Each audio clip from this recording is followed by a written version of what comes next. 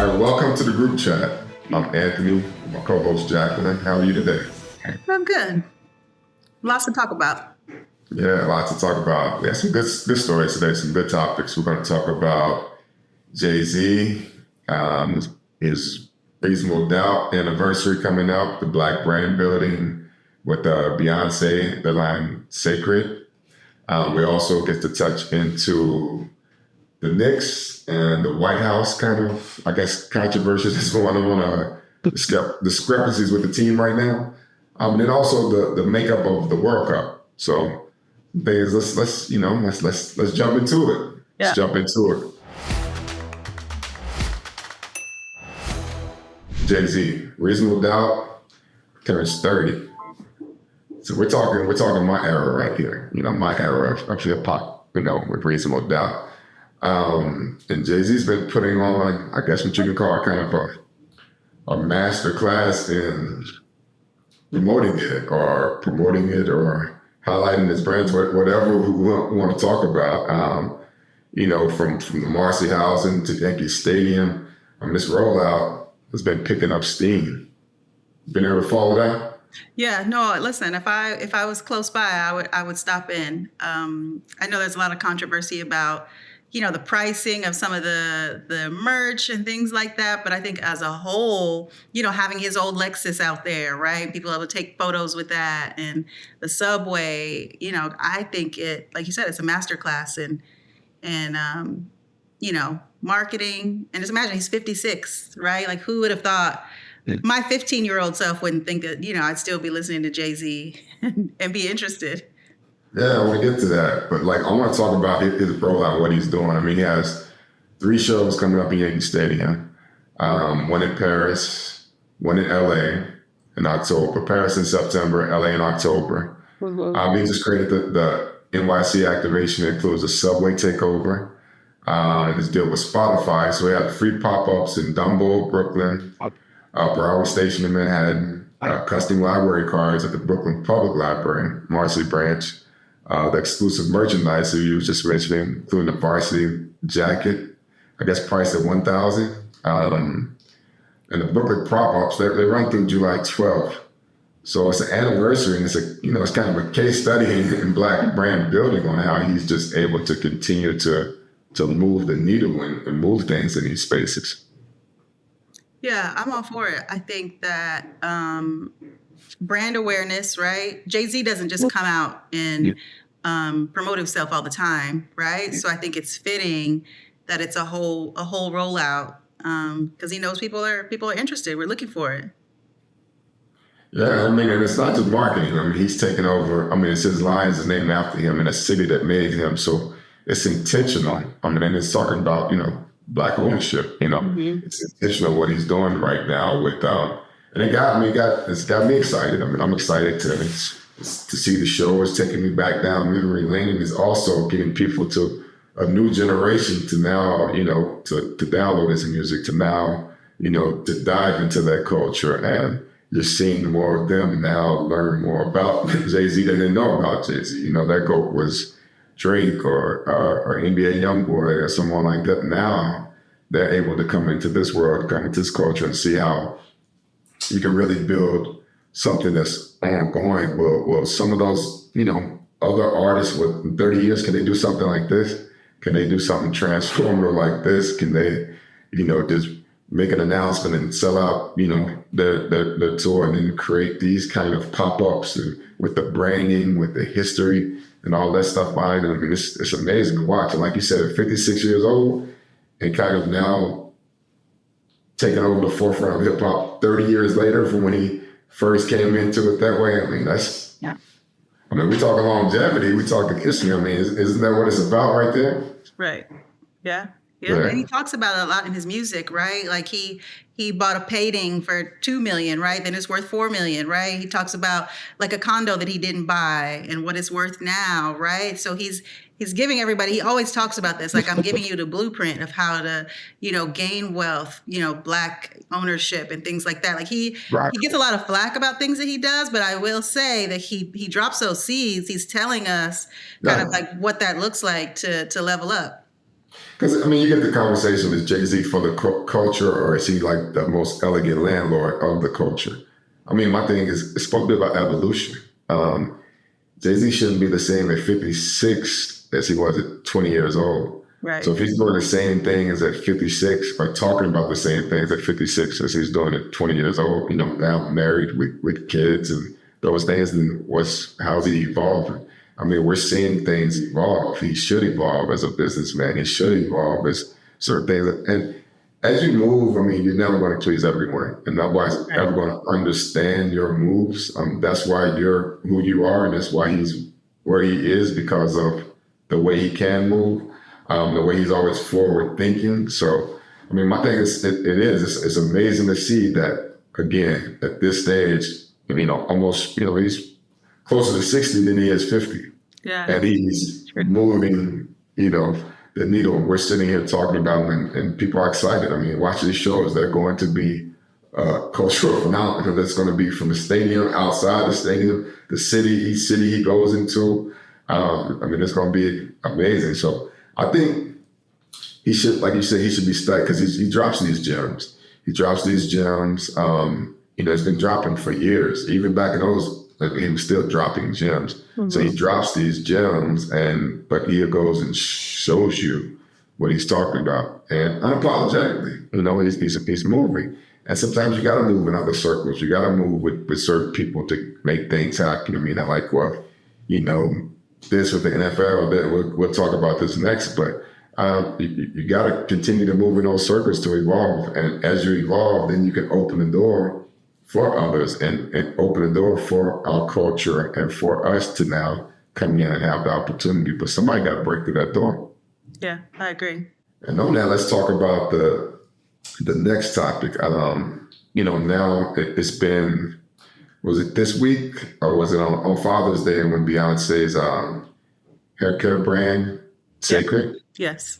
Released a 7-minute documentary style video called The Blueprint. And I believe it kind of broke down the history of Jay-Z's locks and how they came about, and also highlighting this new line of haircut products. Were you able to see that? Yeah, I think that, to hear the conversation of why he grew his locks, and, just being a Black dad and honoring his daughter in that space. I don't know if you remember when Blue Ivy was born, and her hair has been natural since she was a child.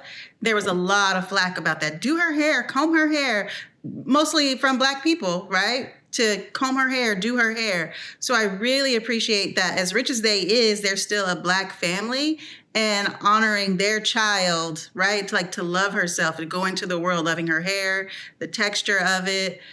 So yeah, I love it all. I love it all. So let's talk about that. For those who don't know, let's talk about, the context of how this came about. So I guess it was the fact that, like you said, Blue Ivy was getting a lot of flack about her hair, and I guess Jay-Z started growing his locks to show her, to have her have confidence in her natural hair. Yeah. And I believe in this documentary kind of highlights that. This journey of him growing out his locks, the reason he grew out his locks, to show his daughter that, she's beautiful, and her hair is beautiful, and her natural hair is beautiful.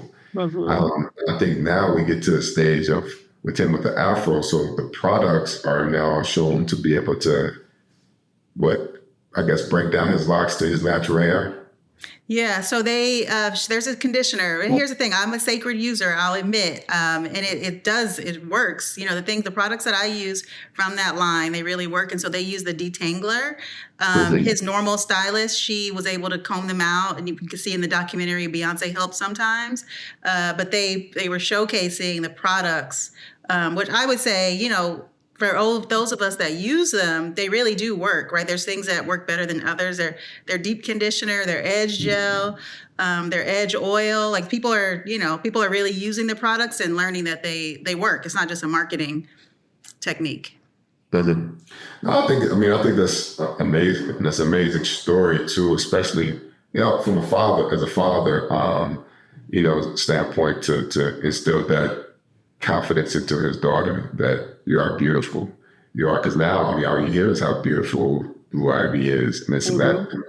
And if she didn't have that strong core that didn't instill it in her, she could have really did something to her from a young age that she would be battling with right then. So I think it's still that confidence is beautiful and being able to show it. I haven't got to watch it. I'm gonna watch it, but being able to show that on a documentary. I mean, I would like my kids to be able to see that and see that, no matter what, you're beautiful. You don't have to worry about the outside noise, those things. But no, I think that's, amazing. Again, another way that they can use their influence and their, to be able to create a message. I know a lot of people go, well, they're promoting yes, you're supposed to promote your product. Right. Your product is designed for that demographic whose hair needs this product, and you build a story around it, how you personally use the product for yourself. Right. I don't know what better way to go about doing it. I mean, it just kills me that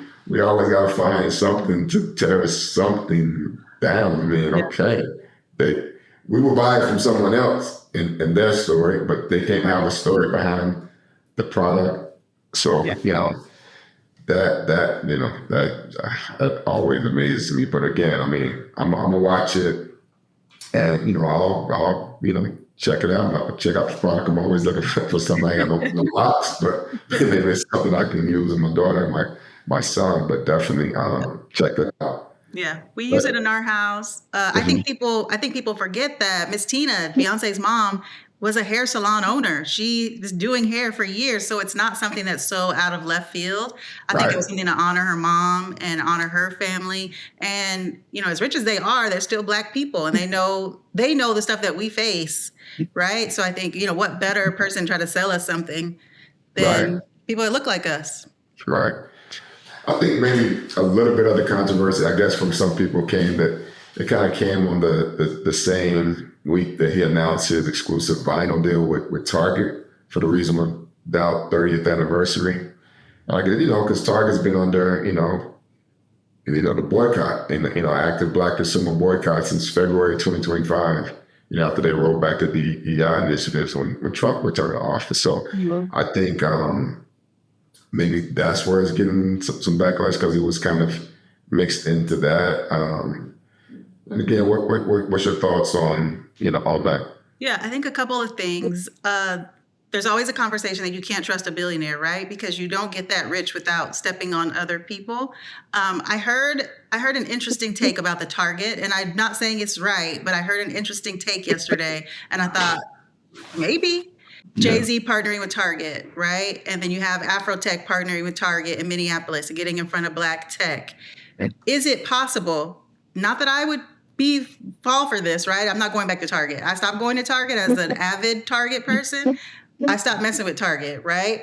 But is this their way of trying to put back into Black communities and trying to, get back in our good graces? Not to say that it's right or that it will work, but people like Jay-Z, got us back to the NFL for people that boycotted, right? And then he did put out a good product, and those halftime shows have been great, right? Like, so is that the thought process behind it? I'm not saying it's right, but I just wonder, is that, an active, real take?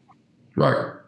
I mean, my thing is somebody eventually was going to do it better. Somebody eventually was going to come in. I think the knock that Jay-Z getting is, why is it always him that gets the deal, and what is he doing in return for the community? We don't know yet. We don't know the parameters of what this is. We don't know what that deal. We don't know if certain proceeds will go to something, if they will put something to it, if they have a plan, if they're bringing him on board to do something. We don't know that yet. So I think we kind of jump, and maybe, maybe sometimes they can do a PR announcement on what this deal is to maybe calm some of those things down. They don't have to, but maybe that can kind of ease some of the backlash that comes out the gate. I just think, it's always kind of a double standard a little bit for like the Black billionaires always have to explain themselves versus, white billionaires. It's just business. Or it's just, that's how white billionaires. With us, I think it gets overlooked with a lot of the things that Jay-Z and Beyonce do to the Black community because they don't really highlight everything. And they're not on the platform talking about, I've done this, I've done this, I do this, I do that. And I mean, we should be able to applaud a Black family building that kind of wealth and building that kind of influence to be able to be in those ranks. Right. You know, I'm interested to see what he does with the Target deal because that is a different kind of, you know, scenario than when he came into the NFL. So, but we don't know. You know, they have lines for hair care and product. It's just different things. Until we can build an infrastructure where we don't need certain things, you know, we still have to rely on certain things. We still have to, in some communities, they only have a Target and a Walmart, so they can't necessarily fully, you know, boycott. They can limit the things they just get there, but we'll wait and see. We'll wait and see what happens. So I'm interested to continue to see what evolves from the Target deal. If it opens up, like you said, new opportunities where they're bringing back certain programs, doing certain things, you know, we just have to wait and see. And then if nothing materializes or it is something different, then, you know, we have to deal with that when it comes. So while we're on the topic and still, you know, with someone from New York and New York, let's talk about the Knicks. Still riding high from the championship. City's still riding high. Energy still going. I think one of the things that kind of took a little air out of the cell was James Dolan, you know, Trump's boy, who accepted the invitation to the White House on behalf of the team without, you know, talking to the team. He just kind of went on, I believe he was on the radio, WFAN, that announced that the team had accepted the invitation because, you know, President Trump in the White House. What was your thoughts when you heard that? I think, because here's the thing. It's not that he doesn't know how some of his players feel about Trump. So for him to just override all of that and to say, oh yeah, we're going, I think it brings a broader, you know, concern, or I hope this doesn't become like the norm of basically I own you and we're doing what I say. That it just reminds me a lot of that. And that's, you know, not to say we've ever gotten away from that. Yeah, slavery is over, but there's other ways that could be implemented, right? And, you know, kind of I own you mentality. No, and because I mean, Brunson, you know, what came out and said that, you know, I think he told New York Magazine that the team had not discussed it at all. And, you know, team would get to it when they have to cross their bridge and they get to it, but they said nothing they accepted right away. So I'm glad he was able to say that. And some of the players like Josh Hart have been vocal, you know, about, you know, Donald Trump and his policies in his White House. So, I mean, I think, you know, it does become that pattern of you know, like you said, I hope it don't become that pattern, but it is, you know, it's the Jerry Jones situation. It's my team. You're my players. I accept that that's my guy. We're going to go. So, you know, it's going to be, you know, interesting to see how this plays out. I mean, because it puts the players in a tough spot. You know, I mean, they do represent the team. He does sign their paychecks. He can't trade you. He can do whatever he wants to do with you. So it's like, you know, will he be that kind of owner? He got him a championship. He might not be worried about another championship for a while. So problems in this ramp in the team if they want to go against what he does or what he would feel would embarrass him or something like that. So I guess we'll see. But they really put the players in a tough situation. And it sucks that the air can always be sucked out of the ring by this administration. I mean, it was just, you know, New York is on fire. The one game they lost was, you know, the Dolan kind of game. So, you know, I guess we'll just have to, again, another thing, we have to see how it plays out. If they go, if they all go, who doesn't? If somebody has a scheduling conflict, so maybe they'll have a scheduling conflict. Does happen. So I guess we'll wait and see what happens. Yeah, I have a question. That's something I'm not familiar with. Are there clauses like that in the NBA contracts, like where, you know, that could be something? Not that I'm aware of. I mean, there used to be an honor to go to the White House. So it's never, you know, I think players used to look forward to actually going to the White House. You know, it's just this administration has made it controversial to go to the White House. So this has been the only time where it's controversial that teams have actually turned it down.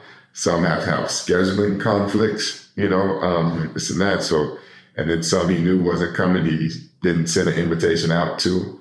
So I think this is the reason. Not really. I don't think it's been a clause. I just think now that with the black cloud over it, it's just like with anything. Everything is just it's different. Yeah. So now, have you been watching the World Cup? You had any time to watch the World Cup? A little bit, bits and pieces. I'm not as focused in on soccer, but I get to see all of the hoopla for sure. It's exciting. Those games look intense. Yeah. Well, have you noticed a certain pattern on certain teams when you watch the World Cup or you see highlights? I noticed it right away. So I said, wait, I thought France was playing. And then you look at the players, and that doesn't necessarily represent what France looks like to me. So yeah, then I started to see the conversation happening about, Black and African players that are playing for these countries that don't necessarily look like the country themselves.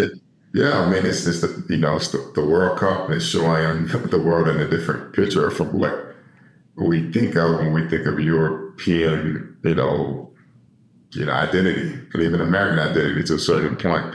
What it looks like on the ground. I mean, you have a lot of these teams. If you go through, you have, like you said, France, England, Spain, Belgium. These countries are led by African or Caribbean players. And so it's a different makeup. When I look and I went on, I'm like, and it's a lot different than sometimes some of the things we're seeing on the ground in some of these countries when some are going through certain identity, racial, conflicts on the ground and different things. But they're kind of been led by by immigrants, so to speak, or descendants of immigrants. So it's been interesting to watch some of these teams. I'm like, wasn't expecting that. Even here in the U.S., I mean, our leader on our team is following Bologan. And his story is, unique. I mean, his story is that his mother was pregnant with him and she wasn't able to catch a flight back to London. Right. So she had to stay in the U.S., in New York. He was born in Brooklyn. So he has birthright citizenship, which enables him to be a U.S. citizen and to be able to, which enables him to play for Team USA. And it's crazy that he's leading us. He's, leading the country, the excitement on the big World Cup stage. But if he was born to Trump's policies of what he wants to implement now, he wouldn't be able to be on Team USA. Well, they make an exception because it's sports, right? They like to tell athletes to, shut up and dribble, right? That always sticks in my head. They're okay to watch us perform, but, would we have the same rights? They would make those exceptions for him because he would, be able to show up for them in the World Cup, I think, which is... Yeah, but, I think the Supreme Court is supposed to rule before this World Cup is over. So if they rule on birthright citizenship, I mean, what does that make him? What does that say for, other kids that won't have the opportunity, not only just in sports, but just in general, and all the contributions that are made to the U.S. that would really, that's really shows what's going on the world stage, how much we impact and, what our impact is to the culture, to the work, to the sports, to the business, to the, just everything in general, and how it wants to get minimized, in these courts and just through political, jargon and things. But yeah, I mean, that just goes to show that how they're, like you said on the stage, how we're the greatest, because people actually want to take away this right. So, yeah. Yeah. Okay, so on that note, we'll wrap this up. It was a good conversation, good topics. I think this is what a lot of people are talking about right now, definitely in our group chat. And some things we'll continue to see play out. We'll continue to see how Jay-Z, everything evolves with the tours, with the Target, kind of deal. Some of those things. We'll see if the Knicks, where players go to the White House, and also what the Supreme Court decision, affects during this World Cup. So again, thank you for joining me on this week's episode, and we'll see you guys next week.